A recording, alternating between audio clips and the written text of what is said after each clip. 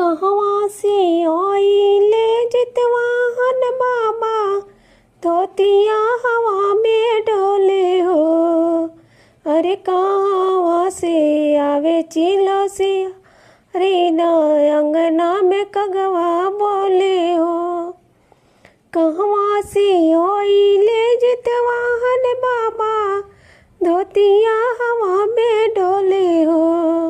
अरे कहवा से आवे चिलो से आरीन, अंगना में कगवा बोले हो। पूर्वा से आइले जितवाहन बाबा, धोतिया हवा में डोले हो। अरे पश्चिम से आवे चिलो से आरीन, अंगना में कगवा बोले हो। अरे पश्चिम से आवे चिलो से ने अंगना में कगवा बोले हो। कथी चढ़ी आवे जितवाहन बाबा, धोतिया हवा में डोले हो। कथी चढ़ी आवे जितवाहन बाबा, धोतिया हवा में डोले हो। अरे कथी चढ़ी आवे चिलो से आरीन, अंगना में कगवा बोले हो। अरे कथी चढ़ी आवे चिलो से आरीन, अंगना में कगवा बोले हो। रथ चढ़ी आवे जितवाहन बाबा, धोतिया हवा में डोले हो। रथ चढ़ी आवे जितवाहन बाबा, धोतिया हवा में डोले हो। अरे पावन चढ़ी आवे चिलो से आरीन, कगवा अंगना में बोले हो। अरे पावन चढ़ी आवे चिलो से आरीन, कगवा अंगना में बोले हो। कहवा उतर जितवाहन बाबा, धोतिया हवा में डोले हो। कहवा उतर जितवाहन बाबा, धोतिया हवा में डोले हो। अरे कहवा उतर चिलो से आरीन, कगवा अंगना में बोले हो। अरे कहवा उतर चिलो से आरीन, कगवा अंगना में बोले हो।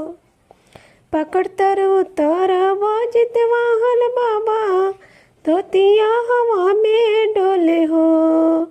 पकड़ तर उतर जितवाहन बाबा, धोतिया हवा में डोले हो। अरे पकड़ तर उतर चिलो से आरीन, कगवा अंगना में बोले हो। कैले मनई जितवाहन बाबा, धोतिया हवा में डोले हो। कैले मनई जितवाहन बाबा, धोतिया हवा में डोले हो। अरे कथी ले मनई चिलो से आरीन, कगवा अंगना में बोले हो। दही चूड़ा से मनई जितवाहन बाबा, धोतिया अंगना में बोले हो डोले हो। दही चूड़ा से मनई जितवाहन बाबा, धोतिया हवा में डोले हो। अरे खरी तेल से मनई चिलो आरीन, कगवा अंगना में बोले हो। अरे खरी तेल से मनई चिलो से आरीन, कगवा अंगना में बोले हो। काबर पई जितवाहन बाबा, काबर चिलो से आरो हो। काबरवा पई जितवाहन बाबा, धोतिया हवा में डोले हो।